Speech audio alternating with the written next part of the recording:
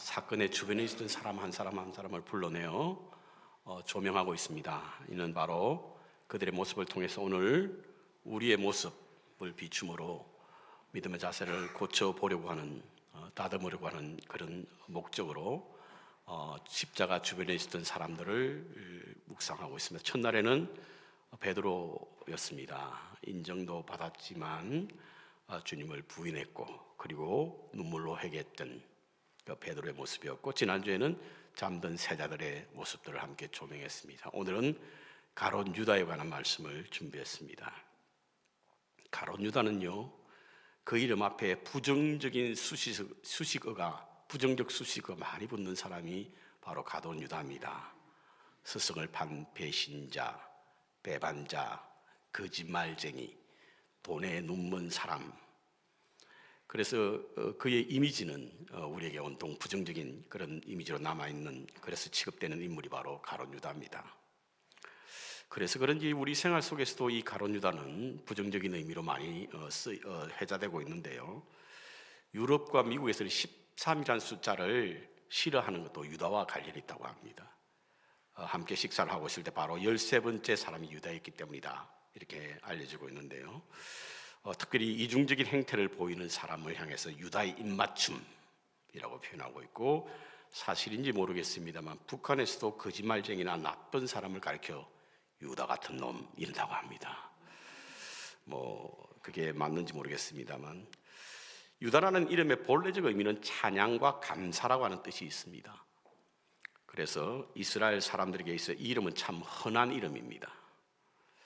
특히 야곱의 12아들 가운데 네 번째임에도 불구하고 믿음의 조상 아브라함과 다윗, 그리고 예수님의 혈통을 이어가는 데 바로 유다의 민족이 그 혈통을 이어가는 것으로 보고 있고요. 그래서 이스라엘 사람들을 갖다가 유대 사람, 그들의 종교적 체계를 위해서 체계는 유대 종교라고 하는 부르는 것이 바로 유다의 이름 때문에 그렇습니다. 그래서 그런지 많은 사람들이 이 이름을 가지길 원했고, 성경에도 유다라는 이름이 참 많이 나옵니다. 우리 신약 성경 유다서, 그것도 유다가 지었고요. 바울이 이 다메섹에서 눈이 멀었을 때 머물렀던 집주인의 이름이 유다라고 이름을 가진 사람이었고, 우리에게 바나바로 잘 알려진 사람도 역시 그 본명은 유다입니다. 그리고 예수님의 제자 중에 야고보의 아들 중에도 유다가 있었고요. 그래서 우리에게 잘 알려지고 익숙한 이름이 바로 유다죠. 그러나 지금은 그 이름을 부르거나 쓰기를 별로 좋아하지 않습니다. 심지어는 게르만 민족에게는 그 이름을 사용하는 것을 법적으로 금지했다라고 하는 이야기도 들리는데요, 이렇듯 축복의 이름이 저주의 상징으로 된 것은 바로 이 가룟 유다 때문에 그렇습니다.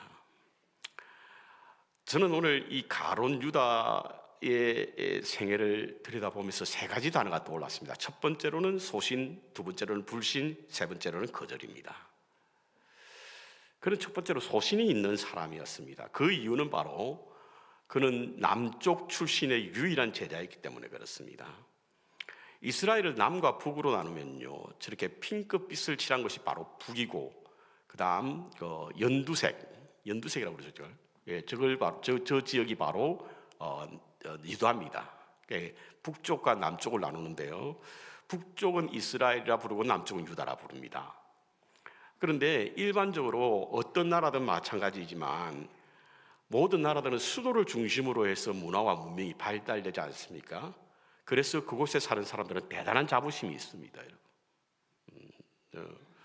우리들 가운데서도 서울 출신들은 지방 출신들 좀 우습게 알잖아요.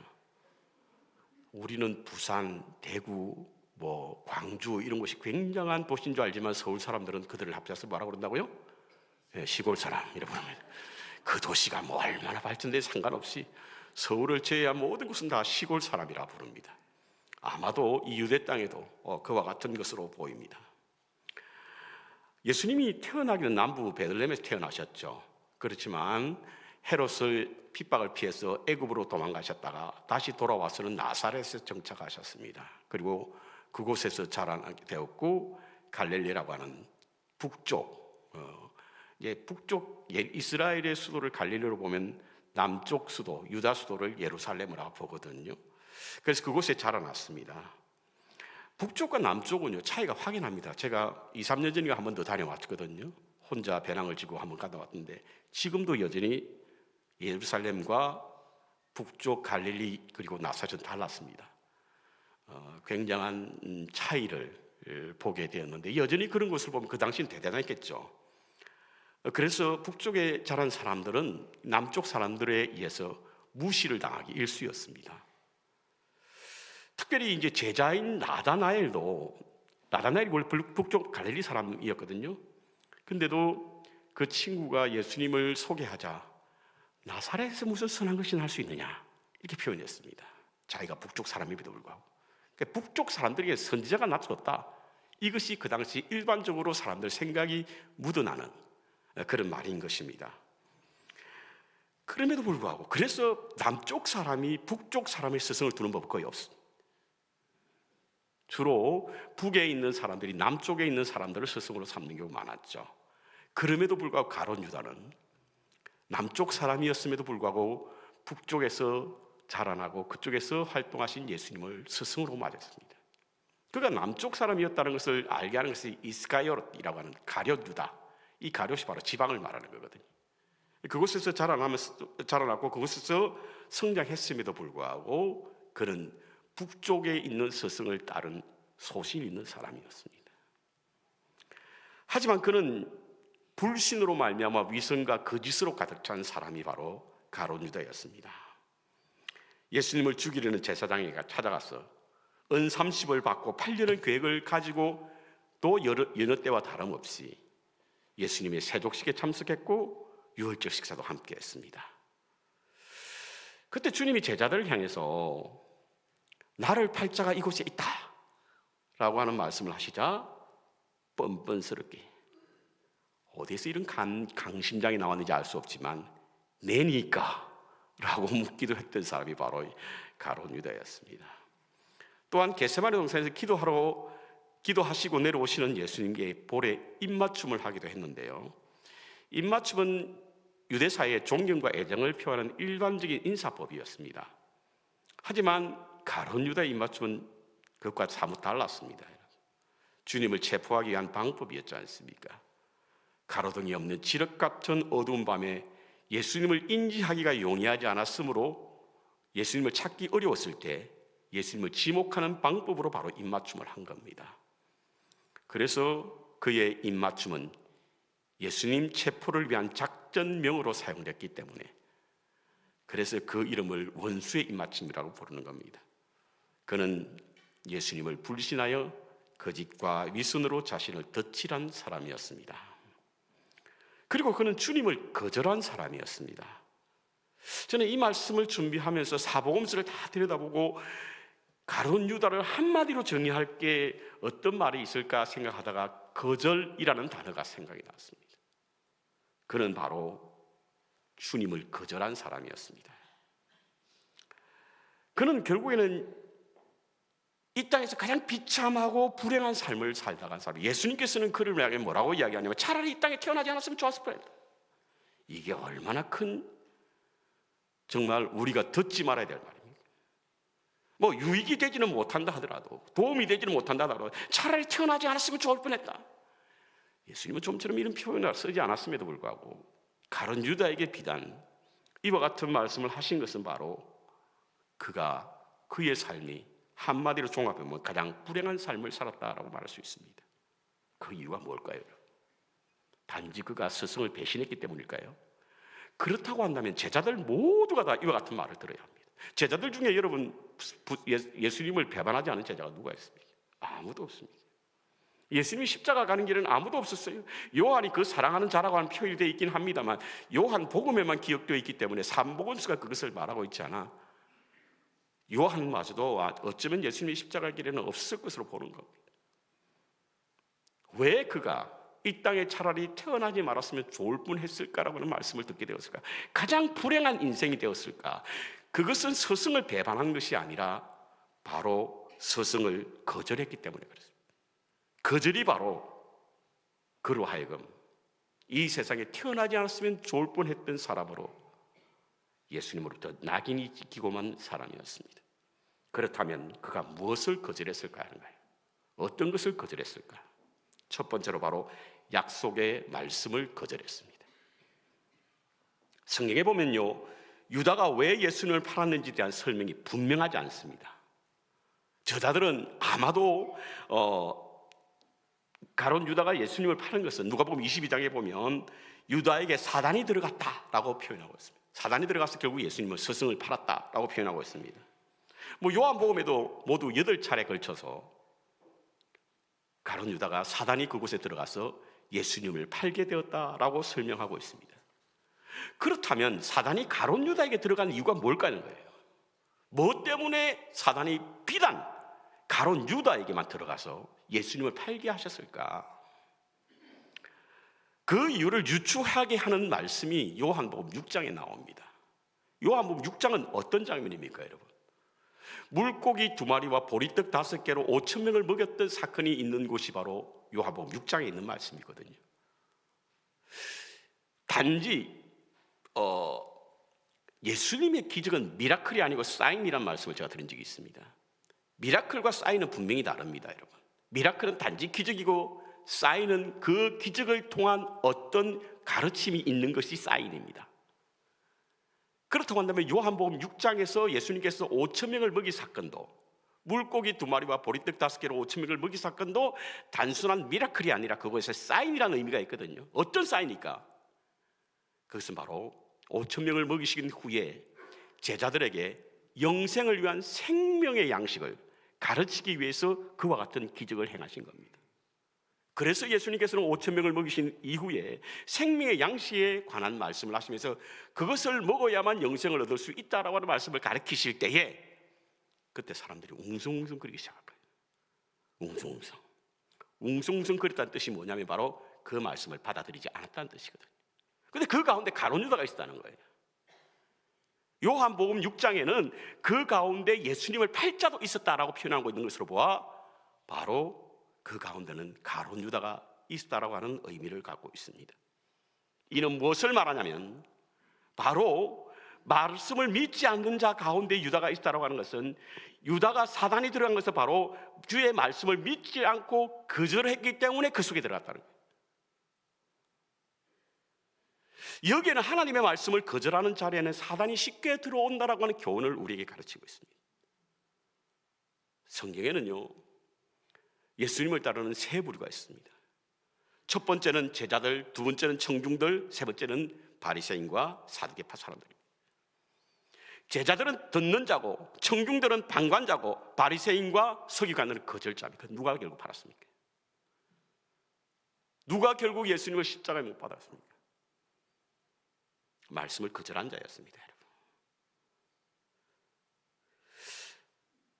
말씀을 같이 들어도 듣는 자와 거절자는 분명한 차이가 나타난다는 사실을 우리는 알아야 합니다.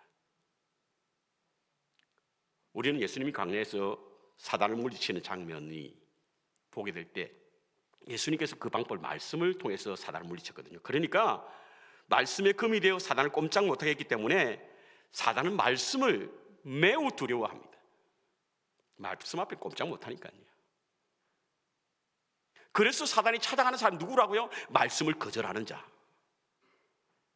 말씀을 거절하는 자가 사단이 그 안에 들어간다는 거예요.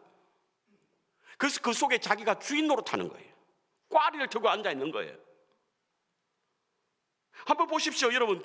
우리 가운데 시험이 드시는 분들이 어떤 분들입니까? 시험에 드는 첫 번째 사인은 말씀이 듣기 싫어요. 고개를 흔듭니다. 그리고 점점 더 그 말씀으로 또 떠나죠. 말씀을 트집 잡기 시작합니다. 그의 눈에는 부정적인 것만 보이게 되는 거죠. 그래서 이상한 행동을 하기 시작하는 겁니다. 물론 특정한 설교, 특정한 말씀을 우리가 불편할 때가 있습니다. 그러나 말씀 자체에 대하여 부인하고 거절할 때는 반드시 우리 안에 그 말씀을 들을 필요가 있어? 라고 하는 말씀을 하게 되는 거예요. 제가 종종 설명을 드리지 않습니까? 사도행전 2장에 보면 말씀을 똑같이 들었는데 한 사람은 가슴을 치며 그럼 우리가 어찌하여 할꼬라고 고백한 사람이 있는가 하면 사도행전 5장에 보면 똑같은 말씀을 들었음에도 불구하고 그러면 저놈 어떻게 죽이지? 예수님이 이렇게 생각한 거예요. 사단이 누구에게 들어갔습니까? 말씀을 듣는 자입니까? 말씀을 거절하는 자입니까? 말씀이 싫어지고 멀어지고 불편하면 사단이 그 안에 내 집이구나 생각해서 들어앉아 있습니다. 내 집인 줄 알고. 그래서 말씀 없는 곳에 항상 사단이 있게 되는 거예요. 말씀이 없는 곳에. 사단이 있는 곳에 보십시오. 그곳에 말씀이 있는지, 말씀이 그곳에 있는지 한번 보시기 바랍니다. 말씀 듣는 것을 불편하게 생각하고 끝없이 의심하고 불신하는 겁니다. 구약 성경에 예루살렘이 함락이 되고 유다가 망한 이유가 여러 가지 있지만 예레미야와 이사야는요, 그 가운데 가장 중요한 이유가 하나님의 말씀을 거부한 것이라는 거예요. 예레미야서 11장 10절에 볼까요? 그들이 내 말 듣기를 거절한, 내 말 듣기를 거절한, 자기들의 천조의 제약으로 돌아가서 다른 신들을 쫓아 섬겼은. 자 보세요, 말씀이 거절하면 아무것도 안 받아들이는 것이 아니라 아무거나 받아들이는 거예요. 하나님의 말씀을 거절하고 나니까 누가 들어왔다고? 이방 신들, 다른 신을 쫓아갔다는 거예요. 그래서 이스라엘과 유다 집이 내가 그 열조와 맺은 언약을 파하였다.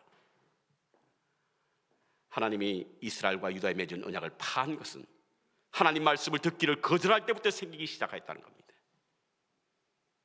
이스라엘 백성들은 선지자 찾아와서 무슨 말씀하든지 그대로 듣겠다고 했어요. 다짐을 했습니다. 실제로 그 말씀대로 행하지 않았잖아요. 여러분, 사울이 죽기 전에 그가 가장 괴로워했던 것은 하나님의 말씀이 들리지 않았던 거예요. 선지자도 없었고 말씀도 없었다는 거예요. 그러니 접신한 신접한 여인을 찾아갔지 않습니까? 이를 본 이사야는요, 하나님의 말씀을 두 번 다시 듣지 못하도록 봉인했고 예레미야도 두 번 다시 말씀을 전하지 않겠다고 선언했습니다. 말씀은 주님 자체예요. 말씀은 주님입니다. 그러므로 말씀을 거절한다는 것은 바로 주님을 거절한다는 것입니다. 주님을 거절하는 자리에 사단이 교묘하게 위장해서 우리 안에서 주인 노릇한다는 사실을 잊지 마시기 바랍니다. 결국에는 예수를 팔게 된다는 사실인 거죠. 두 번째로는 바로 사랑의 몸짓을 거절했습니다. 사랑의 손길을 거절했습니다. 요한복음 13장 1절에 보면요, 예수님이 제자들을 사랑하시되 끝까지 사랑하셨다. 유월절 전에 예수께서 자기가 세상을 떠나 아버지께로 돌아가실 때가 이른 줄 아시고 세상에 있는 자기 사람들을 사랑하시되 끝까지 사랑하시니라, 이렇게 표현되어 있잖아요. 그런데 여기서 말하는 세상에 있는 자기 사람들을 이라고 하는 이 표현을 보면 제자 모두를 다 사랑한다는 뜻인데 끝까지 사랑하고 계시는구나 라고 생각할 수 있습니다. 그런데 물론 제자들 모두를 끝까지 사랑하셨지만 그 가운데 특정한 사람이 있어요. 그 사람이 누구냐면 바로 2절에 나옵니다. 2절에 이렇게 말합니다. 마귀가 벌써 시몬의 아들 가룟 유다의 마음에 예수를 팔려는 생각을 집어넣었다. 첫 1절에 끝까지 사랑하는 그 대상이 모든 제자에게라고 특별히 가룟 유다에게 했다는 거예요. 끝까지 사랑했다는 겁니다. 그러기에 1절에 나오는 말씀을 2절에 곧 이어서 가룟 유다에 관한 말씀을 하고 있는 것입니다. 그런데 그 끝까지 사랑한 증거가 뭐냐면 바로 세족식과 성찬식입니다. 끝까지 사랑하셨다라고 한 후에 나오는 말씀이 뭐죠? 하신 예수님의 행동이 뭡니까? 세족식이었거든요. 세족식. 세족식이라고 하는 것이 무엇입니까? 여러분, 우리가 잘 알다시피 발을 씻기시는 의식입니다. 유대사에는요, 주인이 외출하고 돌아오거나 귀한 손님을 맞이하게 될 때 발을 닦아주는 전통이 있습니다. 아마도 샌들을 신고 다니기 때문에 발이 지저분했던 것으로 보입니다. 그런데 이 발을 씻긴다고 하는 것이 단지 깨끗하게 한다는 의미가 아니라 사랑과 존경의 마음을 담은 제자들, 하인들, 이들이 하는 행동이 바로 발을 씻는 겁니다. 세족식이 나오는 요한복음 13장 이전에 12장에는 어떤 내용이 나오냐면 바로 한 여인이 예수님을 찾아가 자신의 옷값을 깨뜨려 향유를 그 발에 붓고 자기의 머리털로 예수님 발을 씻기시는 장면이 나오거든요. 그 이후에 13장에 예수님께서 이와 같은 의식을 하는 겁니다. 스승이 제자의 발을 씻기는 경우는 없어요. 제자가 스승의 발을 씻기는 것은 어쩌면 자연스러운 일입니다. 스승이 제자를 씻기는 경우가 없기 때문에 베드로는 깜짝 놀란 거예요. 스승님, 이러시면 안 됩니다.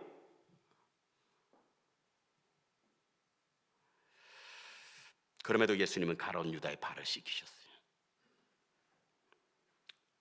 뿐만 아니라 예수님의 성찬에도 가룟 유다를 참여시켰죠. 그리고 그때도 그에 대한 애정을 나타내셨습니다. 이미 그는 주님을 배반하고 제사장에게 손에 주님을 넘겨주실 것을 아셨지만 빵과 포도주를 주시면서 이것은 내 몸이요, 이것은 내 피니, 이것을 먹고 마실 때만 나를 기억하라. 곧 하나가 되자는 거예요. 아시는 거예요. 아셨어요. 예수님의 선포는 곧 성취입니다, 여러분.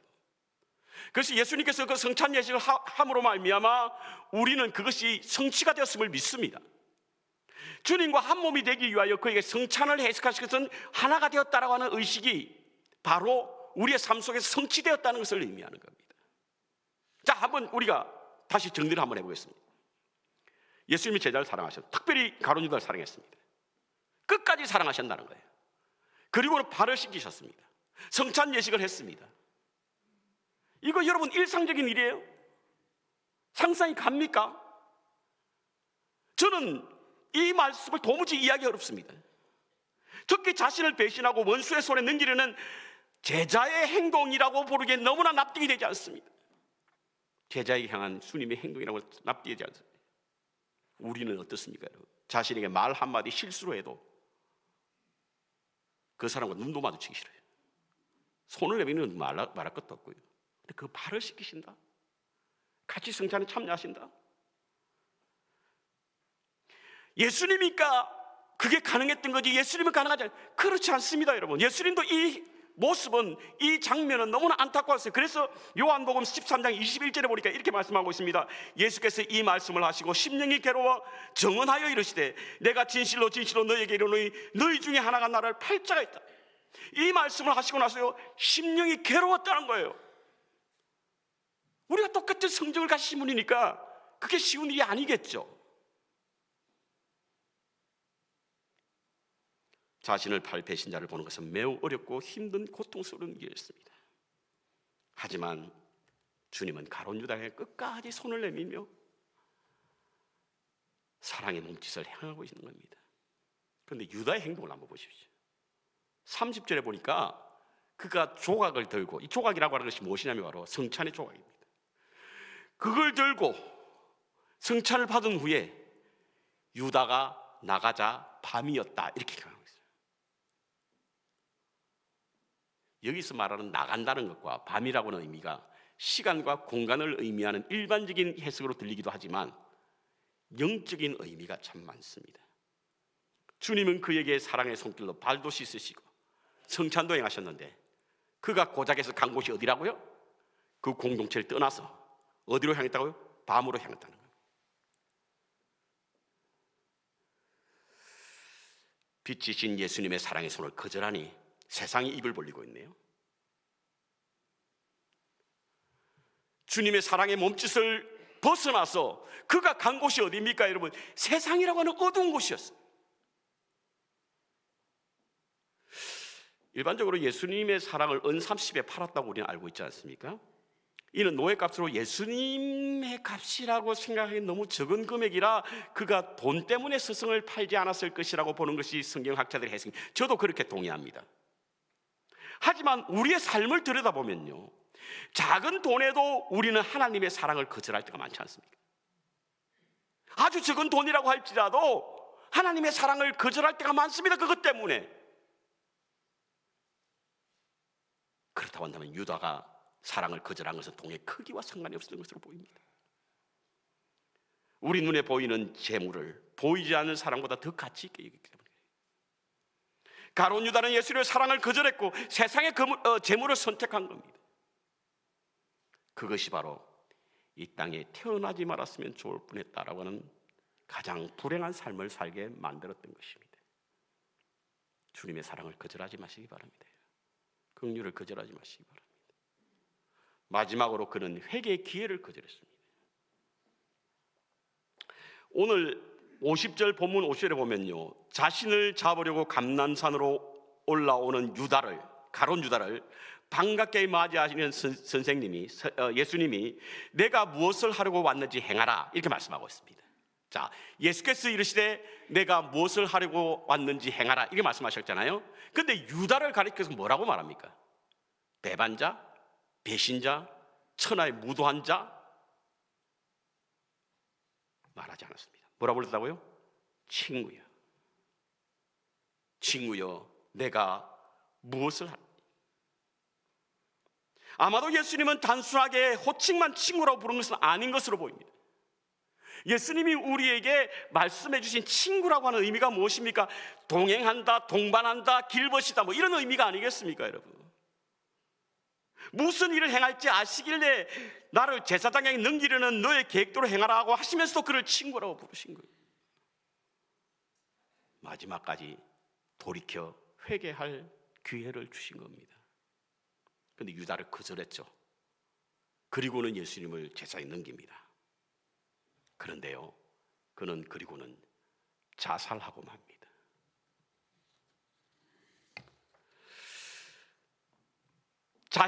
자신의 배신으로 제사장들의 종들과 로마 군인들이 주님을 끌고 가자 그때 무엇인가 잘못되었다는 사실을 알았습니다. 그리고는 곧 후회하고 괴로워합니다. 그리고 제사장들이 찾아가서 은 30을 돌려주고 스승의 무죄를 호소합니다. 늦었지만 참으로 양심이 고개를 든 듯한 느낌이 듭니다. 그런데 문제는 말이죠, 자신의 뜻대로 되지 않자 그는 목을 매달아 자살합니다. 일반적으로 자살을 하는 것은 두 가지 이유라고 합니다. 첫 번째로 사는 것보다 죽는 것이 더 낫다고 생각할 때, 더 이상 돌파구가 없다고 여길 때, 더 이상 출구가 없다고 여길 때 자살한다. 또 한 가지는 자신의 강한 신념을 나타내려고 자살을 하는 경우가 있답니다. 뭐 예를 들어서 일본 사람들 금을 들고 활복 자살한다든지, 요즘 우리나라도 이제 자살하는 사람들이 많은데요, 막 기름 붓고 자살한다. 자신의 억울함을 호소하기 위해서 목숨 끊는 사람도 있습니다. 가룟 유다는 저는 이 두 가지가 공히 해당된다고 보면, 첫 번째로 그는 스승을 판 제자라고 하는 주홍글씨가 그를 사는 날 동안 따라다녔을 것으로 보여요. 뿐만 아니라 자신의 신념을 굽히지 않으려고 그는 자살을 선택한 것으로 보입니다. 저는요, 오늘날 이 사회가 죽음의, 누군가 필요하면 죽음의 그림자가, 죽음의 영이 대한민국을 덮고 있다고 하는 만큼 자살하는 사람들이 많고요, 그것을 미화하려고 하는 언론이나 사회 분위기가 참으로 불편합니다. 자살하면 사자에 대한 무례를 범치 않기 위해서, 그리고 자살할 수밖에 없는 현실을 이해하며 동정하는 마음 때문에 그 사람을 정죄하거나 정죄를 자제하고 사람의 책임을 더 이상 묻지 않습니다. 그러다 보니까 자살하는 사람이 비난을 받지도 않고 심지어는 영웅이 되는 경우도 있습니다. 여러분, 자살이라는 행동은 참으로 무책임한 행위예요. 자신의 잘못에 책임지는 자세는요, 자신의 죄를 뉘우치고 피해자에게 잘못을 인정하고 사죄하며 용서를 구하는 태도입니다.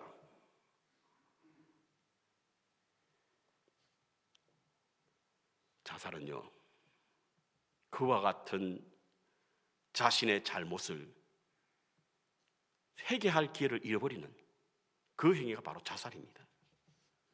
아니, 거절하는 거예요. 회개를 거절하는 겁니다.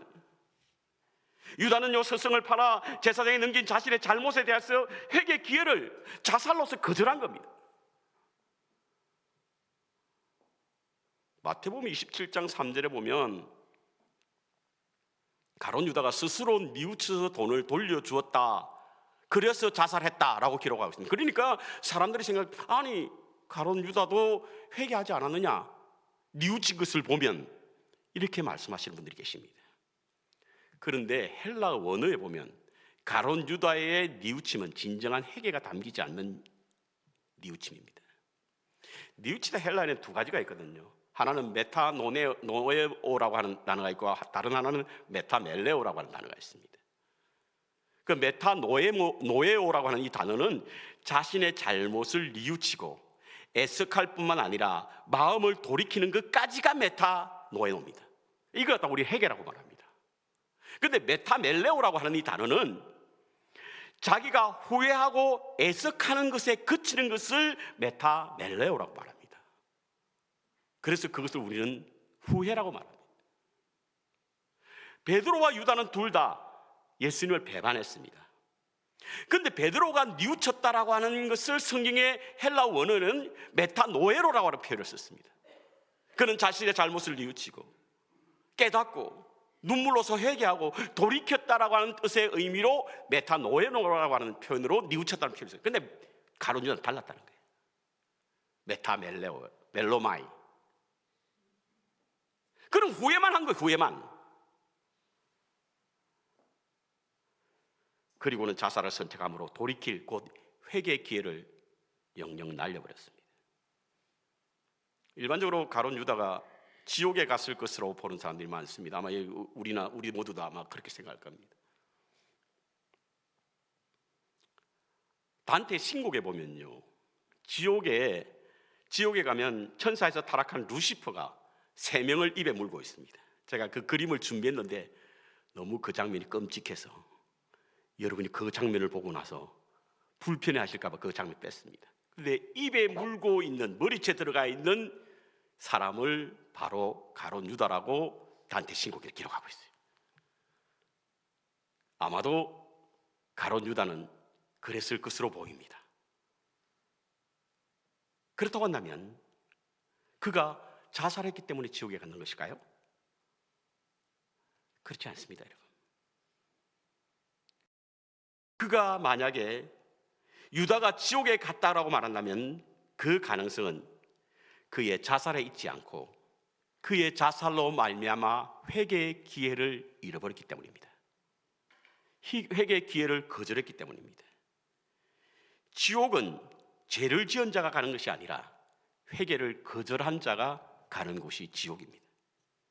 집요하게 우리의 영혼을 건지시려고 하는 하나님의 손길을 뿌리치고 악의적으로 왜곡하여 반항하는 자들이 서 있는 곳이 바로 지옥입니다. 우리가 구원을 받는 것은 여러분, 우리의 행위가 남들보다 뛰어나서 선해서 열심히 신앙생활 하니까, 성품이 본래 착하기 때문에 아닙니다. 그것은 십자가의 사랑 앞에 비록 뻔뻔스럽게 보일지는 몰라도 자신의 잘못을 깨닫고 돌이키며 회개할 때 하나님은 우리를 자녀로 삼으시고 우리에게 구원을 이루시는 하나님이신 줄로 믿습니다. 가룟 유다는 그 회개의 기회를 거절한 겁니다. 오늘 본문에 보면 47절에 누가가 기록하는 자리에서 유다를 설명하면서 그를 12 중에 하나였다 이렇게 말하고 있습니다. 예수님을 배반한 자가, 판자가 12 중에 하나였다라고 하는 말씀을 하고 있습니다. 예수님을 판자가 바리새인도 사두개인도 이방인도 아니라 제자였다는 거예요. 제자의 삶을 살고 있는 오늘 우리에게도 주님을 팔 수 있는 사람임을 암시해주고 있는 거예요. 너희들도 주님을 팔 수 있어. 더군다나 주님은 오늘 본문 말씀에 제자들을 보시면서 이 가운데 나를 팔 자가 있으리라. 이 가운데 이 말씀이 오늘 우리에게 들려질 때 등골이 오싹해지지 않습니까, 여러분? 이 가운데 예수를 팔 자가 있으리라. 왜냐하면 우리도 많은 순간, 많은 시간, 크고 작은 이유 때문에 주님을 팔아왔기 때문에 그렇습니다. 언약의 약속인 주님의 말씀을 우리의 생각과 이상에 다르더라도 거절하지 마십시오, 여러분. 끝까지 포기하지 않는 주님의 사랑의 손길을 세상을 더 사랑함으로 거절하지 마시기 바랍니다.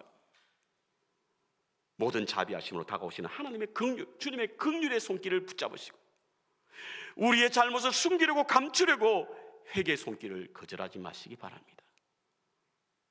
주님의 말씀, 사랑, 그리고 긍휼을 자격 없는 자에게 조건 없이 주시는 하나님의 은혜로 여기며 감사하는 마음으로 끝까지 주님과 함께하는 거룩한 복된 사순절의 계절 되시기를 주님의 이름으로 축원합니다.